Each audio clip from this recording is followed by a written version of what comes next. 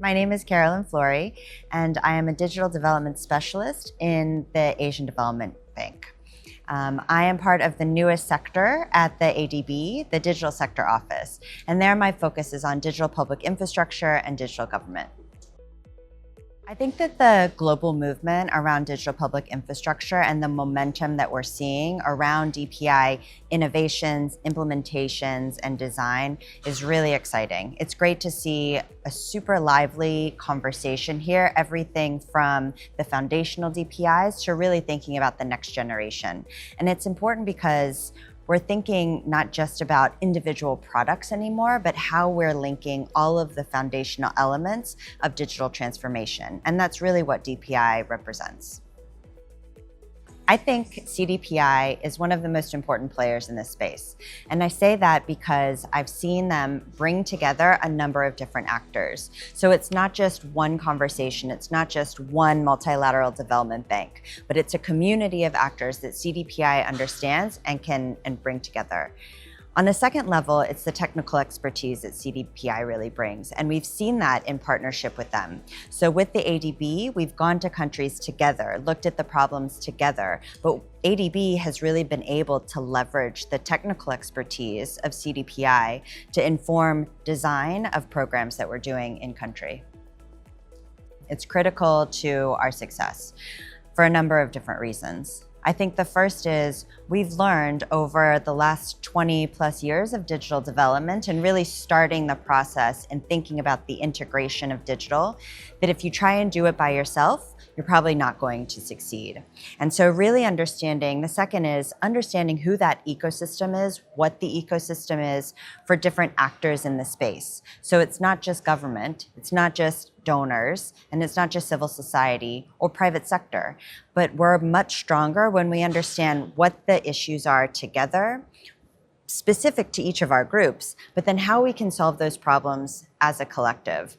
And I think the third is if we want to be able to scale and sustain digital public infrastructure in the long term, we're really thinking about how we can do that as a group. And we've seen failed implementations, and we can probably go faster if we do it by ourselves, but we can go much further if we're actually working together. I think one of the things I really appreciate about CDPI and a result that we've seen is that they're able to open the eyes of government agencies to what the potential of DPI is. So it's not just the ADB saying, please work with us and let's start this project together, but really looking to CDPI as the technical experts to say, we understand what your problems are as a government, what your challenges are technically going to be, and how we can help you address them.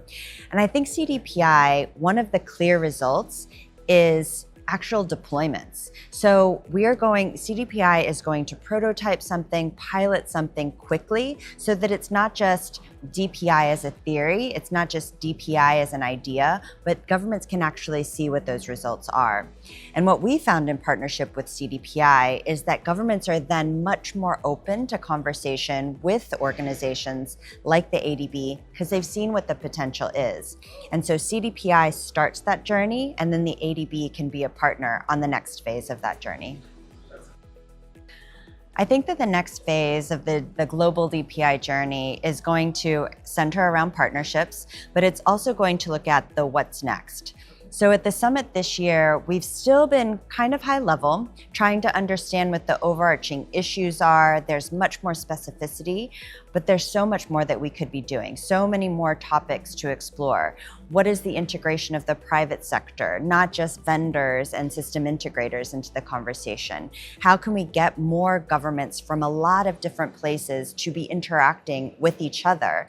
So we have examples of really strong implementation, but how can those lessons be translated across different countries, across different regions? And I think that's where the real opportunity for learnings are. Because the next phase of DPI implementation, and what we're excited about, is thinking about it not just at a country level, but what it looks like regionally as well. So looking across Asia and the Pacific for the ADB, what those cross-border DPI exchanges are. What are those opportunities to unlock trade, unlock investments, unlock entrepreneurship, and for digital transformation.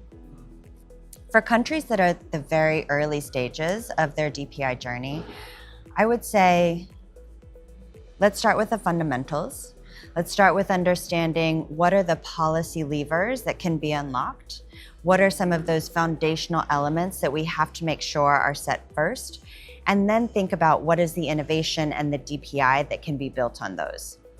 So some of that is around policy and regulation. It's around digital skills and literacy. It's around cybersecurity.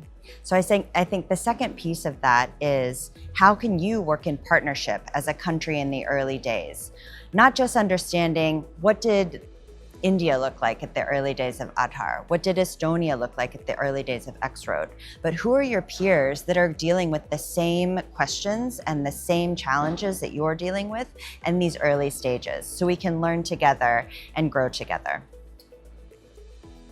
I think that CDPI represents a spark to me. It represents a spark of innovation, of partnership and collaboration, and a spark of getting things done. I think we see innovations like the DAS that CDPI is really spearheading, thinking about we need to do things now and show results, get governments on board, show what the transformative potential of DPI is, and go from there. So that's why I think CDPI is really a spark in the DPI ecosystem.